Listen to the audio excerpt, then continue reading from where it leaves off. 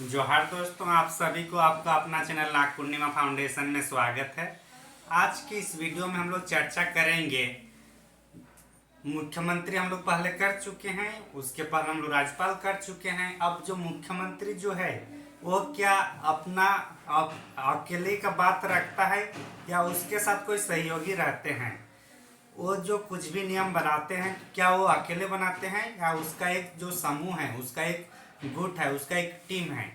तो कोई भी चीज जो मुख्यमंत्री कुछ भी निर्णय लेते हैं उसका अकेले का बहुत कम ही रहता है। वो सामूहिक रूप से भले अपना विचार रहेगा लेकिन सबको उसमें सहमति देना पड़ता है। तो जो उनका टीम है, जो उसका टीम है, जो उनके उसको मतलब रखते हैं, जो उनकी बातचीत को उनको मानते हैं, तो उसके लिए एक टीम बनाया जाता है। उसको बोला जाता है मंत्री परिषद। तो आज हम लोग वही मंत्री परिषद की बात करेंगे जिसका अध्यक्षता हमारे मुख्यमंत्री साहब करते हैं। और उसी का जो मीटिंग होती है उसको हम लोग कैबिनेट जो मीटिंग बोलते हैं उसकी बात करते हैं। तो आज की उस टॉपिक में हम लोग वही चर्चा करेंगे, कैबिनेट, मंत्री परिषद। तो जाहिर सी बात है, जब मंत्री परिषद की बात करेंगे तो कहीं ना कहीं हमारे संविधान में लिखा होगा, तभी तो अपना मतलब समूह के साथ चलना चाहता है। नहीं तो क्या हमारे जो हेमंत सोरेन है या जो भी हो, किसी भी राज्य के जो रहेंगे, मुख्यमंत्री हो या कोई भी, अपना अगर कुछ नियम कानून नहीं होगा तो खुद अपने से बना लेगा, अगर किसी पूरे सहमति की जरूरत ना पड़े तो लेकिन संविधान को मानता है अगर एक आदमी रहेगा तो मोनोपोली होगा, वो कुछ भी गलत काम कर सकता है, अपना हित के लिए काम कर सकता है। लेकिन 15-20 आदमी रहेगा 15-20 आदमी रहेगा तो क्या होगा कि उसमें सबका एक मतलब तार्किकता आएगा, तर्क आएगा, तो उसके आधार पर फिर इसको एक मंत्री परिषद बनाया गया था संविधान में।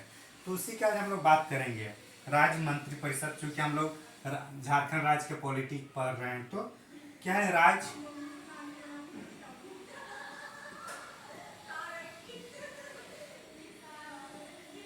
राज्य मंत्री परिषद। अगर ये पूरा अगर मान के चलिए एक मंत्री परिषद है तो जो मंत्री परिषद जितने सदस्य होंगे उसका जो हेड होगा, यहाँ पे जो चिंटू सिंह यहाँ पे होंगे, जो ये हेड है, ये क्या होगा, इस जो अगर इसको पूरा मंत्री परिषद माने, अगर ये मंत्री परिषद है, अगर हम लोग इसको पूरा मानते हैं पूरा परिषद को, तो इसके साथ ये सब क्या, ये सब मेंबर है, वहाँ मंत्री है, ये सब ये मंत्री है। और ये जो है ये मुख्यमंत्री होगा। कौन होंगे? मुख्यमंत्री। मूर्खा मंत्री नहीं करना है, ठीक ना, आप लोग पढ़े लिखे हैं। तो ये कौन है? मुख्यमंत्री है। तो जो मुख्यमंत्री है ये मंत्री परिषद का क्या है? हेड है। चूंकि हेड है तो इसकी बातों को सबको मानना पड़ेगा। अगर कोई बात नहीं मानेगा तो क्या करेगा मुख्यमंत्री कि इसको हटा दो, ये बात नहीं मान रहा है, इसको हटा दो, उसके बाद दूसरे को ला सकता है। तो इसलिए क्या होता है, जो मंत्री लोग रहते हैं वो लोग आप लोग देखे होंगे कि वो लोग पार्टी के विपक्ष नहीं बोलते हैं, वो लोग पार्टी के विपक्ष नहीं बोलते हैं। वो लोग जो मंत्री में जो जो मुख्यमंत्री चाहेगा उसी सुर पे सुर मिलाते हैं। मिले सुर तेरा हमारा जो गाना है वही वाला है। तो ये वही है, मुख्यमंत्री जो कहेगा मंत्री लोग ही वही करते हैं सामान्यतः। लेकिन ये लोग का भी बात रखने का हक है, लेकिन बात इसी की चलती है। तो ये जो मंत्री परिषद है ये हमारे कौन से संविधान के कौन से आर्टिकल में है?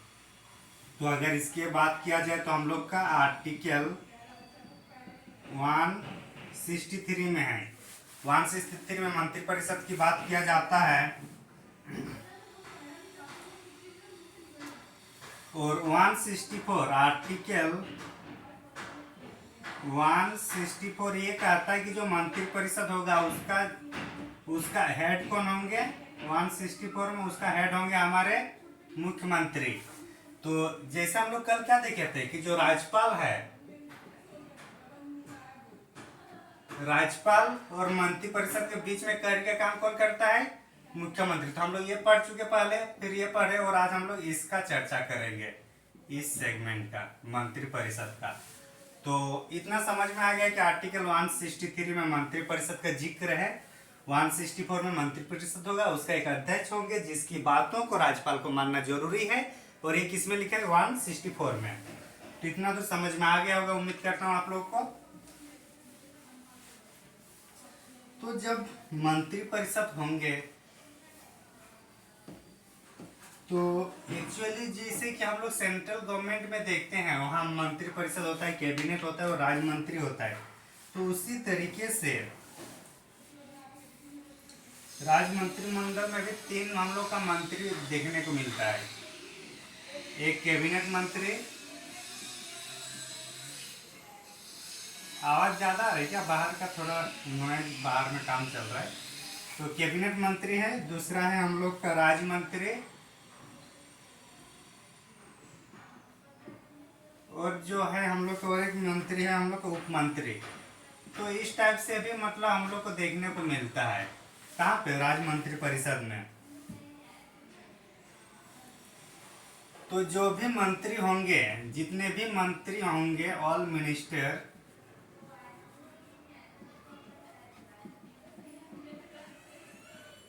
जितने भी मिनिस्टर होंगे, जितने भी मंत्री होंगे, वो लोग का शपथ लेना पड़ता है कि ये लोग देश की शासन व्यवस्था, देश की संविधान को मानेंगे। तो शपथ कौन दिलवाता है? राज्यपाल। तो राज्यपाल एक्चुअली क्या होता है? राज्यपाल जो है सबसे पहले किसको शपथ दिलाता है? मुख्यमंत्री को। राज्यपाल सबसे पहले किसको? जो मेन होगा उसको शपथ दिलाएगा। तो सबसे पहले किसको? मुख्यमंत्री को शपथ दिलाते हैं। और जब मुख्यमंत्री को शपथ दिलाते हैं, उसके बाद मुख्यमंत्री बोलते हैं कि मेरे साइड में जितने जो मतलब मेरे अंतर्गत जो भी मतलब मंत्री होंगे, ये कोरोना का चित्र नहीं है, ठीक? ये सब क्या है? अन्य मंत्री। जो अन्य मंत्री है, अन्य मंत्री का भी शपथ कौन दिलाएगा? राज्यपाल ही। जितने भी मंत्री होंगे, जैसे जोगा मांझी हुए, जगन्नाथ महतो हुए, बन्ना गुप्ता, सब क्या है? मंत्री है। और मेन है मुख्यमंत्री हेमंत सोरेन। तो बाकी जो मंत्री है वो लोग का भी शपथ कौन दिलाएगा? राज्यपाल। किसके कहने पर? मुख्यमंत्री जिसको बोलेगा कि इसको मंत्री बनाना है तो इसको शपथ दिला दो, इस टाइप से। लेकिन मुख्यमंत्री को बोला किसी को, यार ये मेरे अनुसार काम नहीं कर रहा है तो इसको हटा दो। और अगर खुद बोलेगा हट जाओ, नहीं हटेगा, तो बोलेगा इसको राज्यपाल को कि ये जो है ये हम लोग का काम नहीं कर रहा, इसको हटा दो। तो फिर ये बर्खास्त कर देगा। कौन? राज्यपाल। तो जब यहाँ बर्खास्त करने की बात आता है, तो यहाँ पे हम लोग एक समझ सकते हैं कि राज्यपाल किसी मंत्री को या फिर मुख्यमंत्री को भी क्या कर सकता है? हटा सकता है। कब? जब बहुमत नहीं होगा तब। और बहुमत नहीं होगा तब, ठीक। और जो पूरा मंत्री परिषद है ये हमारा, इसके बारे में इनका जो मतलब सामूहिक जो उत्तरदायित्व है वो किस पर है, उसको एक बार देख लेते हैं। तो मंत्री परिषद का जो सामूहिक उत्तरदायित्व होगा, ये क्या मंत्री परिषद है ना, मंत्री परिषद का सामूहिक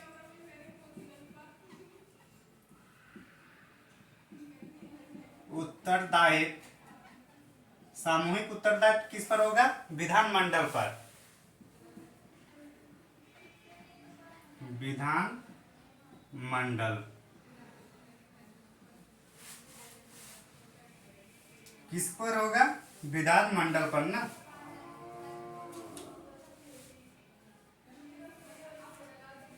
अच्छा सॉरी, विधान मंडल मतलब इसमें सब आ जाएगा, तो ये विधान सभा हो जाएगा। विधानसभा। विधानमंडल देखिए, थोड़ा इसको देख लेते हैं। विधानमंडल दो प्रकार का, विधानमंडल में दो होता है, एक विधानसभा और एक विधान परिषद। विधान परिषद ये हम लोग के पास नहीं है, झारखंड में नहीं, झारखंड में विधानसभा है एमएलए वाला। तो विधानसभा के प्रति सामूहिक उत्तरदायित्व होगा किसका? मंत्री परिषद का। मंत्री परिषद का। अब मंत्रियों का ये सामूहिक उत्तरदायित्व हुआ। अब व्यक्तिगत रूप से, जैसे कि पूरे मंत्री जो है ये सबका ये है उत्तरदायित्व है कि किस पर? विधानसभा पर। इसका मतलब है अगर विधानसभा में अगर बहुमत नहीं रहेगा,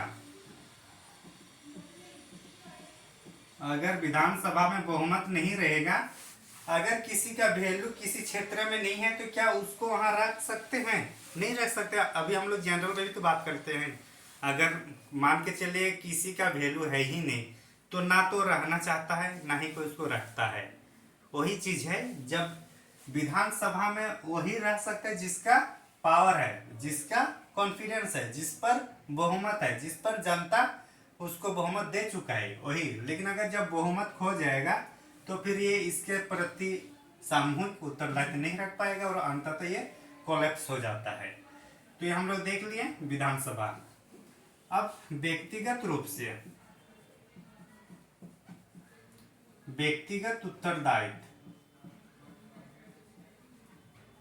व्यक्तिगत उत्तरदायित्व जो है, व्यक्तिगत मान के चले कि जगन्नाथ महतो हुआ, वन्ना गुप्ता हुआ, तो ये लोग का अपने तरफ से जो मतलब उत्तरदायित्व होगा वो राज्यपाल के प्रति होगा। राज्यपाल के प्रति क्यों होगा? क्योंकि हटाता कौन है? शपथ दिलाता है राज्यपाल, हटाएगा राज्यपाल। तो किसके प्रति रहेंगे जिम्मेवार, किसके प्रति हम लोग रहेंगे उत्तरदायित्व? राज्यपाल के प्रति जो हटाएगा। मान के चले अगर मैं कुछ कोई आदमी, कोई ठेकेदार किसी को काम दे रहा है, तो जिस आदमी को काम मिला है वो ठेकेदार के प्रति होगा ना। उसने उसको ये किया है, भले ठेकेदार को पैसा कोई और दिया है, लेकिन उसको वो जो आदमी जो लेबर है वो किस पे ये करेगा, किसको मानेगा? ठेकेदार को, क्योंकि ठेकेदार ने उसको काम दिया है, लेकिन पैसा तो ठेकेदार का नहीं है, वो किसी और से लिया है। तो उसी तरीके से अगर मंत्री का शपथ दिलाता है कौन? राज्यपाल। लेकिन एक्चुअली बोला कौन है? मुख्यमंत्री ने, लेकिन दिलाया कौन? राज्यपाल। तो फिर किस पर डिपेंड कर रही है, किस पर ये रहेंगे? राज्यपाल पर, जाहिर सी बात है। और राज्यपाल पर कब? राज्यपाल तक हम लोग, राज्यपाल पर हम लोग क्या रहेंगे, मतलब दायित्व तो रखेंगे हम लोग उस पर, उसके प्रति हम लोग जवाबदारी रखेंगे। तो राज्यपाल, और राज्यपाल कब तक बोलेगा? जब तक मुख्यमंत्री बोलेंगे। तो इस तरीके से जो व्यक्तिगत उत्तरदायित्व होगा वो किस पर होगा? राज्यपाल पर। उम्मीद करता हूँ आप लोग समझ में आ गया होगा आप लोग को। तो इतना समझ में आ गया, भारतीय संविधान में कोई विधिक उत्तरदायित्व नहीं है, ये याद रखना है कि विधिक उत्तरदायित्व भारतीय संविधान में नहीं है। विधिक उत्तरदायित्व का मतलब होता है कि अगर मैं कुछ विधि बना रहा हूँ, उसमें अगर मैं ऑफिसर हूँ, मैं मंत्री हूँ, अगर मैं कुछ विधि बना रहा हूँ और उस पर अगर कुछ मतलब कुछ भी होगा इधर उधर, तो उसका जिम्मेवार मेरे पर होता है उस कानून के तहत। तो ये हम लोग के पास अभी नहीं है, मतलब भारत इंडियन कॉन्स्टिट्यूशन में ये नहीं है। तो उम्मीद करता हूँ इतना समझ में आ गया आप लोगों को। हम लोग अभी क्या क्या देखें? सामूहिक उत्तरदायित्व, व्यक्तिगत उत्तरदायित्व, मंत्री परिषद क्या है वो देखे, मंत्री परिषद में हेड कौन है वो देखे। अब हम लोग इसमें और थोड़ा बहुत जानने का प्रयास करेंगे। मंत्री परिषद का तब सामान्य इसका जो ये क्या होगा, ईयर क्या होगा, मतलब कितने साल तक ये रह सकते हैं? जाहिर सी बात है, वोट हम लोग वोट कितने 5 साल बाद देते हैं, मतलब जो 5 साल तक ही तो रहता है। बोलते हैं ना कि अभी 1-2 महीना दिख रहे बगल में, 5 साल फिर पता नहीं चलता कि कहाँ ये लोग गायब होते हैं। तो वही है कि 5 वर्ष इनका कार्यकाल रहता है सामान्य रूप से, सामान्यतः, ठीक, सामान्यतः 5 वर्ष रहता है।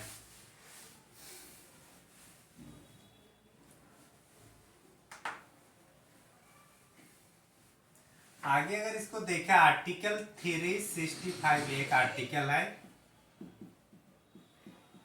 आर्टिकल 365 के तहत अगर केंद्र सरकार ने कुछ निर्देश देते हैं, किसको? राज्य सरकार को।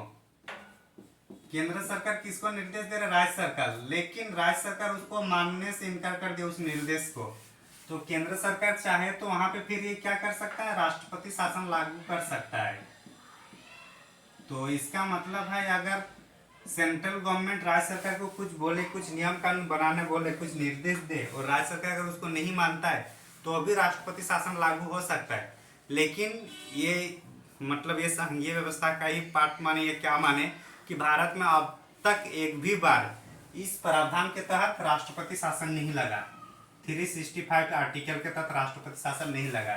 तो इसका समझ में आ गया। अगर इस स्थिति में अगर राष्ट्रपति शासन लागू होता है, जब उसकी बात नहीं मानी जाए केंद्र सरकार को, तो राष्ट्रपति शासन अगर लागू कर देती केंद्र सरकार, तो इस परिस्थिति में मंत्रिपरिषद भंग हो जाता है, मंत्री परिषद जो है भंग हो जाएगा, भंग भंग हो जाता है, भंग हो जाता है मतलब वो क्या होगा, वो अपना अस्तित्व में नहीं रहेगा, फिर दूसरा इलेक्शन कराना होगा।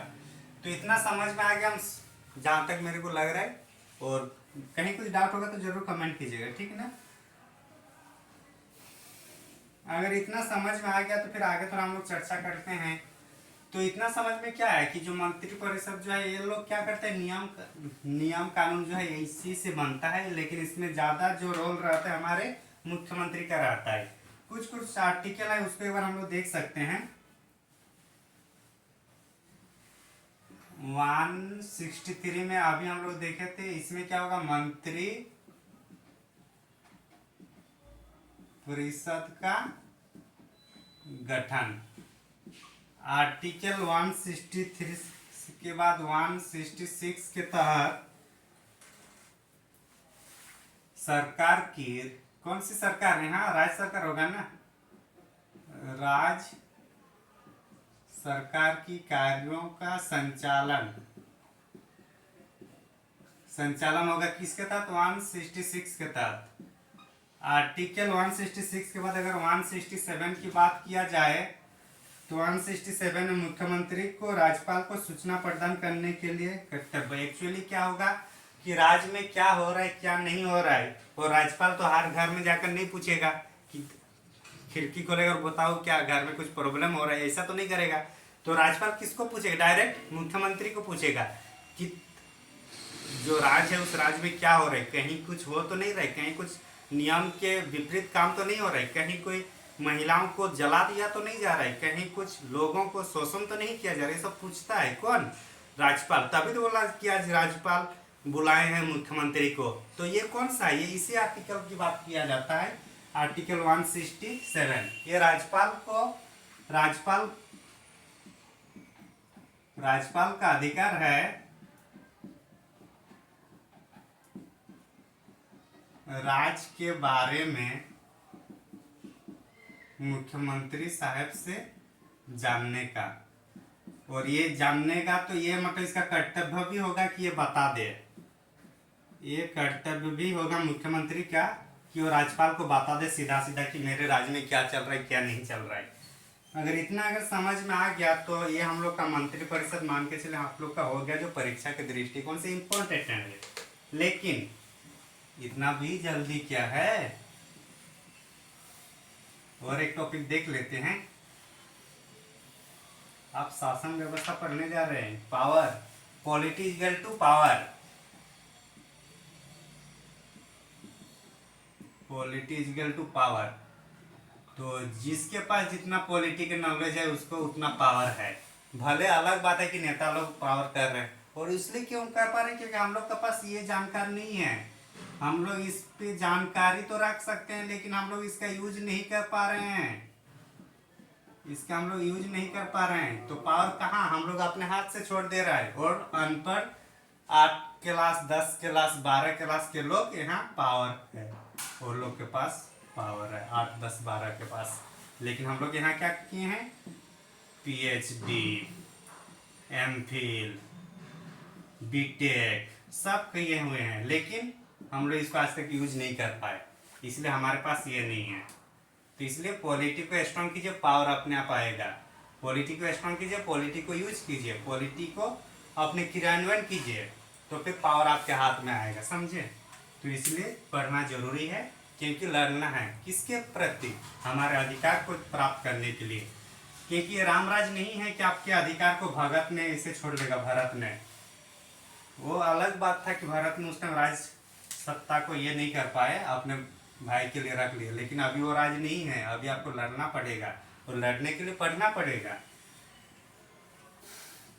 तो अभी बात कर रहे हैं हम लोग महाधिवक्ता, महाधिवक्ता, ये हम लोग महाधिवक्ता की बात कर रहे हैं। महाधिवक्ता को अगर एडवोकेट जनरल इंग्लिश में कहा जाता है, एडवोकेट जनरल, एडवोकेट जनरल। ये इसको जो ये है हम लोग का संवैधानिक पद है और ये हम लोग का आर्टिकल 165 के तहत इनका प्रावधान है। आर्टिकल मतलब अनुच्छेद 165 में ये लिखा गया है कि राज्य में एक महाधिवक्ता होगा, राज्य में एक महाधिवक्ता होगा। और ये कौन है? ये राज्य का प्रथम या पहला विधिक नागरिक इसको मानते हैं। विधिक नागरिक, विधि का जानकार,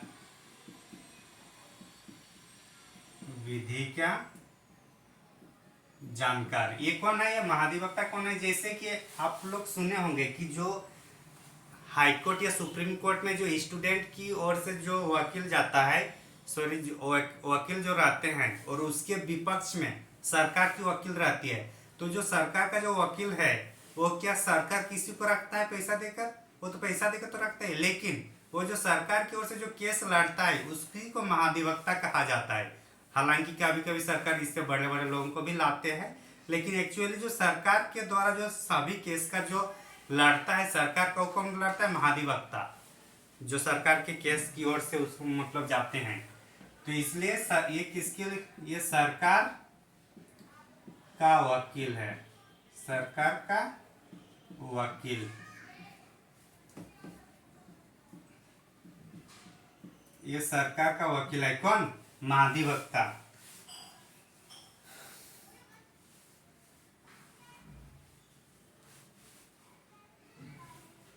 चूंकि वकील होगा तो राज्य में क्या है?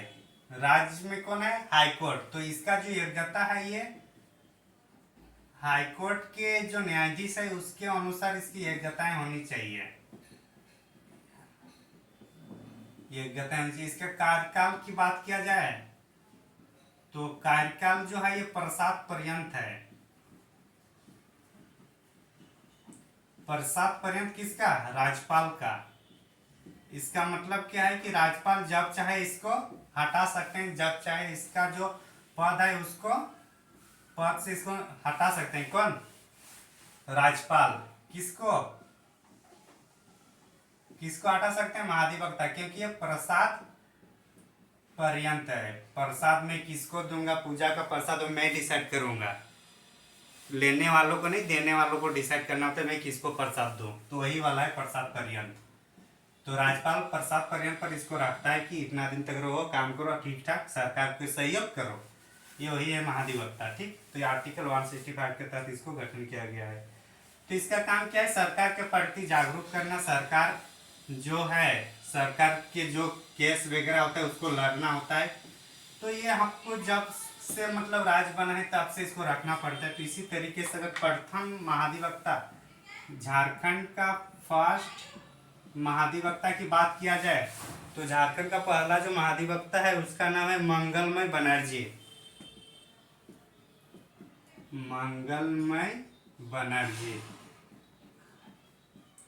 ये प्रथम था। प्रथम कौन थे महाधिवक्ता झारखंड के? मंगलमय बनर्जी था। अभी प्रेजेंट की बात करें तो आप लोग देख लीजिएगा, परीक्षा की जब परीक्षा होगा तो उसके पहले एक बार आप लोग चेक कर लीजिएगा, क्योंकि पहला है तो चेंज होगा नहीं। लेकिन इसको अगर मैं अभी बता दूं कि रवि रंजन है तो हो सकता है आपके एग्जाम के पहले ये मतलब चेंज हो जाए। तो इसलिए ये वाला आप लोग एग्जाम के पहले बार देख लेना है कि कौन है। वर्तमान में तो रवि रंजन है, लेकिन आपके एग्जाम के पहले कौन होगा वो देखना है। तो इसलिए इसको मैं अंडरलाइन कर ले रहा हूँ। ये याद रखना है कि प्रथम कौन थे? मंगलमय बनर्जी। इसको अपडेट करना है जब आप लोग एग्जाम दीजिएगा। तो इतना समझ में आ गया महाधिवक्ता। सॉरी, और एक चीज है, और एक पद है, उसको एक बार देख लेते हैं, बस 2 मिनट लूंगा, ज्यादा नहीं। वो क्या है हम लोग का? लोकायुक्त। आप लोग नाम सुने होंगे। लोकायुक्त के बाद हम लोग लोकपाल को देखते हैं। लोकपाल नाम सुने होंगे। ये कौन है? लोकपाल वही हम अन्ना है, हम अन्ना हजरे। तो अन्ना हजारे ने किसको मांग किया था? लोकपाल की ना। तो ये वही लोकपाल है। तो ये लोकपाल होता है राष्ट्रीय स्तर पर। राष्ट्रीय स्तर पर क्या होता है? लोकपाल। लेकिन यही लोकपाल जब राज्य स्तर पर आएगा तो उस पद वही है, काम भी वही है कि जो भ्रष्टाचार है, जो भ्रष्टाचार अधिकारी है, जैसे जैसे अभी कौन सा पूजा सिंघल हुआ, तो ये सब जितने भी अधिकारी है, ए ग्रेड बी ग्रेड जो भी है, जो भ्रष्टाचार में सम्मिलित है, उसके खिलाफ जो हम लोग कार्रवाई करते हैं, कौन करते हैं? राज्य स्तर पर होगा तो लोकायुक्त। लोकायुक्त। अगर आप वीडियो सीओ बनते हैं और आपने कुछ थोड़ा बहुत, भगवान ना करे कि आप लोग ऐसा कुबुद्धि दे, तो अगर कोई इस टाइप से मतलब कोई घोटाला किया है तो उस पर कहाँ पे हम लोग शिकायत करेंगे? शिकायत जो जनता करती है वो कहाँ पे करेगी? लोकायुक्त पर। किसके खिलाफ? भ्रष्टाचार के खिलाफ। तो आप लोग अगर कहीं कुछ देखते हैं कि भ्रष्टाचार हो रहा है तो उसके खिलाफ आप लोकायुक्त को शिकायत कर सकते हैं। आप एक नागरिक बनिए। नागरिक तो है, एक जागरूक नागरिक बनना जरूरी है। समझ में आ रहा है ना? तो भ्रष्टाचार के खिलाफ कहाँ पे हम लोग को ये करना है शिकायत? लोकायुक्त पर। फिर उसको ये मतलब पकड़ेगा, किसको? अधिकारी को। तो ये हम लोग लोकायुक्त देख लिए। लोकपाल होता है राष्ट्रीय स्तर पर, राज्य स्तर पर लोकायुक्त होता है। अब जाहिर सी बात है, झारखंड की बात कर रहे हैं तो कम से कम जो पहला और दूसरा जो लोकायुक्त हुआ है उसका एक बार चर्चा कर लेंगे, क्योंकि वो लोग तो चेंज होंगे नहीं। हालांकि जो प्रेजेंट में है वो हो सके चेंज हो आपके एग्जाम के पहले, लेकिन जो जो पहले का है वो तो चेंज नहीं होगा ना। तो इसीलिए हम लोग जो लोकायुक्त को, पहला लोकायुक्त अगर देखा है, लोकायुक्त झारखंड, क्योंकि हम लोग झारखंड की पॉलिटी कर रहे हैं तो झारखंड के लोकायुक्त के बारे में ही चर्चा करेंगे। Justice Lakshman Oraon first. Justice क्यों? क्योंकि वहां पे क्या था कि जो ये मतलब हाईकोर्ट के ये होगा उसी के समरूप वो लोग वहीं के न्यायाधीश बन सकते हैं। तो जस्टिस कौन? लक्ष्मण उरांव। अच्छा ये नहीं था, लक्ष्मण उरांव। सेकंड की बात किया जाए, इसका टाइम पीरियड भी याद रखना है क्या?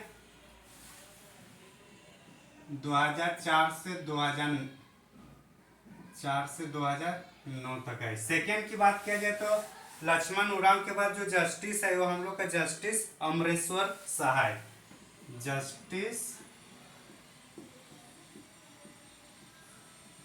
अमरेश्वर सहाय। ये कब से कब है? 2011 से 2016। मतलब बीच में जो यहाँ पे बीच में कोई नहीं था, 9 से लेकर 2011 तक 2 साल तक गैप किया है लोग। और तीसरा अभी जो चल रहा है वो हम लोग का जस्टिस ध्रुव नारायण उपाध्याय है। अभी जो थर्ड वाला है जस्टिस ध्रुव नारायण उपाध्याय, ये है। अध्याय नहीं है, उपाध्याय है, ठीक ना? तो इस तरीके से अभी 2-3 का याद रख सकते हैं। लक्ष्मण उरांव जो पहला था, दूसरा था अमरेश्वर सहाय, और अभी ये जो चल ही रही है 2017 में बने हैं, और अभी पता नहीं इसको आपके एग्जाम तक आते आते हो सके ये चेंज हो जाए। तो इनका निर्माण, इसका जो ये जो कब बने 2017 में, एग्जाम के पहले बार जरूर इसको अपडेट कीजिएगा कि अभी प्रेजेंट में लोकायुक्त में कौन है, क्योंकि सब एग्जाम में पूछा जाता है। तो उम्मीद करता हूँ आज की इस वीडियो में हम लोग झारखंड की जो कार्यपालिका है, झारखंड राज्य शासन व्यवस्था की जो हम लोग कार्यपालिका देख रहे थे, कार्यपालिका, उसमें से महत्वपूर्ण बिंदुओं को चर्चा कर चुके हैं। हालांकि इसमें जो कॉन्स्टिट्यूशनल बॉडी होगा, कॉन्स्टिट्यूशनल बॉडी जो होगा उसको एक बार हम लोग चर्चा करेंगे नेक्स्ट वाले वीडियो में। तब तक के लिए आप हमारे साथ जुड़े रहें और अपना ध्यान रखें। Thank you for watching. धन्यवाद।